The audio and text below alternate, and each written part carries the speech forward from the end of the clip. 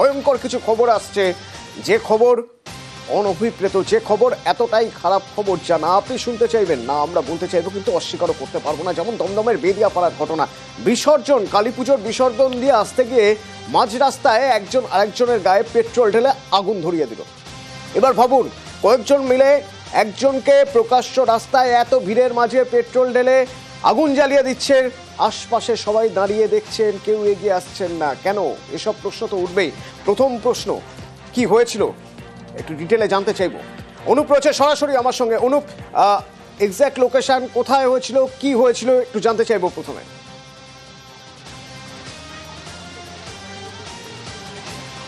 দক্ষিণ দমদম পৌরসভা 11 নম্বর ওয়ার্ড বেদিয়াপাড়া এলাকার ভোলানাথ কলোনি। এখানেই কিন্তু মূলত এই গন্ডগোলের বহিঃপ্রকাশ। গতকাল রাতের বেলা যখন কালী পুজোর বিসর্জন ছিল, বিসর্জনের সময় একবার রঞ্জিত কর্মকার তিনি যখন এই বিসর্জনের অনুষ্ঠানে যাচ্ছিলেন, সেই সময় কাউন্সিলর ঘনিষ্ঠ দুজন, সুমন বন্দ্যোপাধ্যায় অন্যদিকে সুশান্ত, এরাই কিন্তু প্রথমে তাদের সঙ্গে বচসার সূত্রপাত হয়। এরপরে যখন বিসর্জন করে তিনি বাড়ি ফেরেন ভোলানাথ কলোনিতে, এই কলোনিতে এসে তিনি পৌঁছন। তারপরে লক্ষ্য করা যায় এই সুমন বন্দ্যোপাধ্যায় এবং সুশান্ত এরা কিন্তু দলবল নিয়ে এসে তার বাড়ির সামনে চড়া হয় এবং তারপরে তাকে গায়ে পেট্রোল দেয় এবং দুজনের মধ্যে একজন কিন্তু গায়ে আগুন দিয়ে দেয়। এই যে ঘটনা, সেই ঘটনার পরবর্তী ক্ষেত্রে কিন্তু একেবারে কেউ কোনোভাবে সাহায্য করতে এগিয়ে আসেনি কলোনি এলাকা হলো তার কারণ। কথা বলবো, তবে ওই সময় স্পটে ছিলেন এমন একজনের কথা একটু শুনবো। বলেছে তখন 5টার আগে ও যখন আমার কাছে গিয়ে জানায়, তখন ওর এখানে একটা ফোস্কা দেখি। আমি কিসের ফোস্কা? আমি বললাম তাহলে কি ব্যাপার, তুই অশান্তি কিসের? বলে আমাকে বাঁচান, আমার পিঠে পেট্রোল দিয়ে আগুন দিয়েছে।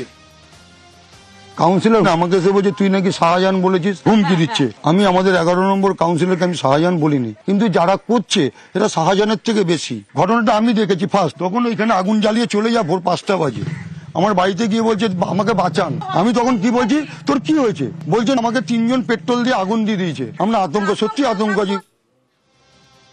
ওই যে উনি বলছেন যে 3 জন মিলে নাকি একজনকে পেট্রোল দিয়ে আগুন ধরিয়ে দিয়েছে, ওনাকে বলছে বাঁচাতে। উনি যাদের কথা বলছেন তারা কারা?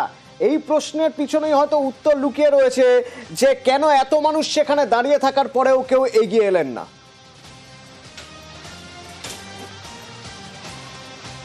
তো যে ব্যক্তি তাদের কথা বলছে সেখানে কিন্তু একেবারে স্পষ্ট হচ্ছে যে কাউন্সিলর একেবারে মিন্ময় দাস, তার কিন্তু তারা প্রত্যেক অনুগামী। গতকাল যে বন্ধুমহল ক্লাব, সেই ক্লাবের যে অনুষ্ঠান ছিল মূলত বিসর্জন অনুষ্ঠান, এবং সেখানে কিন্তু একেবারে কাউন্সিলরকে দেখা যাচ্ছে তাদেরকে নিয়েই একটা অনুষ্ঠান লক্ষ্য করা গেছিল। এবং সেই একেবারে যখন প্রতিমা বিসর্জন বন্ধুমহলে হয়, তারপরে কিন্তু ঘটনার এই বহিঃপ্রকাশ, এই ঘটনা কিন্তু বহিঃপ্রকাশ হয়। একেবারে অন্য পাড়ার পুজোর বিসর্জন হচ্ছে, তার বাড়ি চলে আসছে রঞ্জিত কর্মকার। সেই সময় কিন্তু লক্ষ্য করে তাকে প্রথমে কিন্তু বাড়ির সামনে এসে এই 3 জন গায়ে কিন্তু পেট্রোল দেয়, পেট্রোল পরবর্তী ক্ষেত্রে আগুন ধরিয়ে দেয় কেউ একজন, এবং কেউ সাহায্যের জন্য এগিয়ে না আসার কারণ এরা প্রত্যেকেই একেবারে কাউন্সিলর অনুগামী, কাউন্সিলর ঘনিষ্ঠ, সেই কারণে। এবং তারপরে দেখা যায় যে যুবক অর্থাৎ যে আহত হয়ে হাসপাতালে ভর্তি রয়েছে চিকিৎসাধীন, তিনি এখনো পর্যন্ত ভর্তি থাকলেও কিন্তু লক্ষ্য করা যায় পুলিশের পক্ষ থেকে গতকাল এই ঘটনা ঘটলেও কোনো রকম পদক্ষেপ নেওয়া হয় না। শেষমেশ আজ যখন খবর সম্প্রচার হয় তার পরবর্তীতে নাগরবাজার থানার পুলিশ কিন্তু ঘটনাস্থলে আসে। শুধুমাত্র পুলিশ কি পদক্ষেপ করেছে আমি একটু জানতে চাইবো এখনো পর্যন্ত, অনুপ। তবে তার আগে যে কাউন্সিলরের কথা তুমি বলছো বা উনিও বলছেন, সেই কাউন্সিলর তার বক্তব্য একটু শোনাতে চাইবো। তিনি বলছেন যে এটা নিছকই এক দুর্ঘটনা, বাইক থেকে নাকি পেট্রোল দেওয়া নেওয়া করতে গিয়ে আগুন ধরে যায়। এরা একসাথে সব পুজো করেছে, রাত্রিবেলা সব ভাসান দিয়ে ফেরার পথে বাইকের তেল শেষ হয়ে গেছে, এক বাইক থেকে আরেক বাইকে তেল ভরতে গিয়ে সব সিগারেট খাচ্ছিল, সবাই মদ্যপ অবস্থায় ছিল। তারপর ওই ছিটে গিয়ে তার পিঠে পেট্রোল হলে একটুখানি সিগারেটের ধোয়াতেই পেট্রোল লেগে যায়, তার পিঠটা পুড়ে গেছে। এটা অ্যাক্সিডেন্টলি ঘটে গেছে। কলোনির ছেলেরা সাধারণত সবাই তৃণমূলের ছত্র ছায় থাকে বা তৃণমূল সংগঠন করে। এই নিয়ে রাজনৈতিক রং কিছুজন লাগাবার চেষ্টা হচ্ছে, এখানে কোনো লাভ হবে না, এখানে কোনো রাজনৈতিক রং নেই। দুটো বিষয় এখানে। প্রথম বিষয় যে যদি আগুন লেগেই যায়, দুর্ঘটনা যদি হয়ে থাকে, এই সময় যারা সঙ্গে ছিলেন সবাই তো বাঁচাতে আসবেন, যে একটু আগুন পেট্রোলের ছিটে পড়ে যদি আগুন লেগে যায়। কিন্তু প্রত্যক্ষদর্শী তো বলছেন তার কাছে ছুটে এসে উনি বলছেন যে আমাকে 3 জন মিলে পিঠে আগুন ধরিয়ে দিয়েছে। কোনটা সত্যি তদন্ত করে দেখার দায়িত্ব পুলিশের। পুলিশ কিভাবে তদন্ত করছে এখনো পর্যন্ত? একজনকেও চিহ্নিত করা গিয়েছে, একজনকেও গ্রেপ্তার করা গিয়েছে। অনুপ,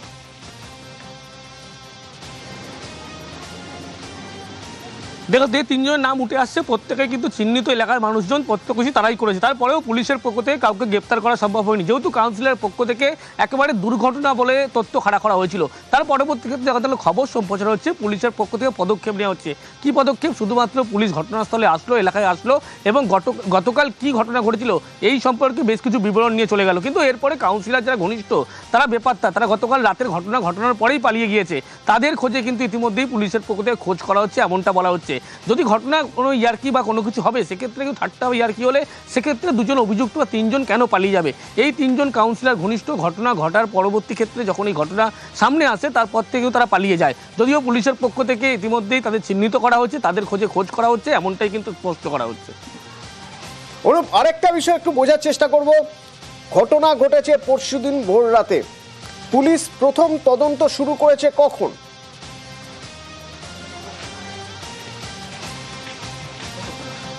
তা ঘটনা যখন ঘটে, পরশু ভোর রাতে ঘটনা ঘটলেও পুলিশের পক্ষ থেকে কিন্তু তখন কোনো রকম পদক্ষেপ নেওয়া হয়নি, এমনটা কিন্তু এলাকার মানুষ থেকে শুরু করে প্রত্যেকে বলছে। এবং আজকে যখন পরবর্তী ক্ষেত্রে যখন আজকে ঘটনা একেবারে সামনে প্রকাশ্যে আসে, খবরে সম্প্রচার হয়, তার পরবর্তী ক্ষেত্রে নাগরিকবাজার থানার পুলিশ তারা কিন্তু ঘটনাস্থলে আসে। কিন্তু আগে যে ঘটনা ঘটেছিল তারপরে কোনো রকমভাবে কিন্তু কোনো খোঁজ খবর পুলিশের পক্ষ থেকে নেওয়া হয়নি। এখান থেকে একজন পেশেন্ট, তিনি কিন্তু আরজি হসপিটালে ভর্তি করা হলো, তারপরে নিশ্চয়ই পুলিশের পক্ষ থেকে কিন্তু ইতিমধ্যেই সেখানে খবর পাঠানো হয়েছিল। তারপরেও পুলিশ কোনো রকম কর্ণপাত করেনি। কিন্তু যখন খবর সম্প্রচার হচ্ছে তার পরবর্তী ক্ষেত্রে পুলিশের টনগ্ন হচ্ছে, পুলিশের পক্ষ থেকে পদক্ষেপ করা হচ্ছে। কি পদক্ষেপ? পুলিশ আজকে ঘটনাস্থলে আসে এবং সেখান থেকে কি ঘটনা ঘটেছিল গোটা বিবরণ জানতে চায়। তার পাশাপাশি যারা দুজন প্রত্যক্ষদর্শী ছিল তাদের সঙ্গে কথা বলে। এবং নয়, এই ঘটনা বেশ কিছুটা সময় পরে পুলিশ তার কাজ শুরু করে। পরিবার কি দাবি করছে? পরিবার দাবি করছে খুনের চেষ্টা করা হয়েছে। পরিবার নাম বলছে, শুনুন। বিবশভাবে পুড়ে গেছে, পুড়ে যেতে ওকে হসপিটালে নিয়ে গেছে, নিয়ে যেতে সঙ্গে সঙ্গে ভর্তি নিয়েছে। পেট্রোল ঢেলেছে, এবার পেছন দিয়ে ঢেলেছে, এবার বলছে ইয়ার্কির মাধ্যমে সামনে পুড়বে, পেছনে পুড়বে কি করে? তাহলে এরকম আগুন ধরিয়ে দিয়েছে ওরা। সুমন ব্যানার্জি, সুশান্ত দাস আর সাগর, এরা পাড়ারই ছেলে, আমাদের পাড়ারই ছেলে। রাজনৈতিক তৃণমূলে সব। মিনময় দাস কাউন্সিলর আমাদের বাড়িতে একবারও আসেনি জিজ্ঞাসা করতে যে পেশেন্টটা কেমন আছে বা কি হয়েছে না হয়েছে, কি করে হয়েছে, কিচ্ছু জিজ্ঞাসা করতে আসেনি। এবার একেবারে কলকাতার মাঝখানে এলগিন রোড, সেখানে দুমদাম মাঝরাতে, রাত 1টা 2টোয় বাজি ফাটছে। এক বৃদ্ধা বলতে গিয়েছিলেন যে এবার অন্তত থামুন আপনারা। ঝুঁকলো মা। বৃদ্ধা কাঁদতে কাঁদতে বলছেন যে তিনি কি করবেন, তিনি গিয়েছিলেন পুলিশের কাছে কমপ্লেন করতে। কি হয়েছিল একটু জানবো। আমার সঙ্গে সুদীপ্ত রয়েছে। সুদীপ্ত, দেখো অতনু, যেটা হয়েছিল যে 21 তারিখ রাত্রেবেলা ঠিক রাত 1:30 নাগাদ যখন বাজি ফাটানো হচ্ছিল বাড়ির কাছে, ঠিক তখন অসুস্থ বৃদ্ধা তিনি প্রতিবাদ করতে যান। তিনি বলেন যে কেন এই সময়ে বাজি ফাটানো হচ্ছে। ঠিক সেই সময় কিন্তু তার উপর চড়া হয় 5 জন মিলে, তাকে আঘাত করা হয় এবং তাকে মারধর করা হয়। একই সঙ্গে তার আত্মীয় যখন বলতে যায় তাকেও কিন্তু মারধর করা হয়।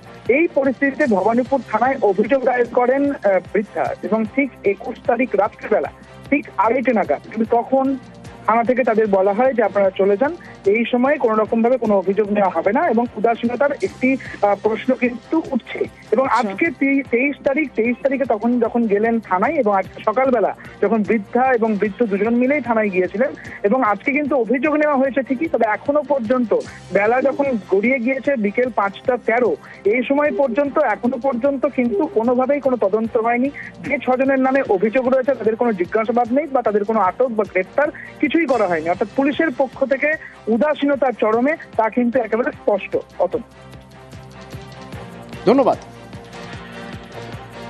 বাথরুমের মধ্যে ভাঙাচেরা, ওখানে রাত্রি 1:30টার সময় বাজি ফাটাচ্ছে, রাত্রি 1:30টার সময় ঘুমিয়েছি, ঘর একদম বারুদে ভর্তি হয়ে গেছে। এরকম রাত্রি 12টা 1টা 1:30 অব্দি এটা কি হচ্ছে বলতে গেছি, ওরা আমাকে ধরে এমন মেরেছে আমি সব জায়গা দেখাতে পারবো না। এনাকে বলেছি বুকে কি ঘুষি লাথি কি অবস্থায়, বেচারি বাঁচাতে গেছে, ওরে কি মার এনাকে। কালী পুজোর দিন এসেছি না, বলছে এখন কি করে কমপ্লেন নেব, দেখছেন না পুরো ঘরে আগুন লেগে গেছে।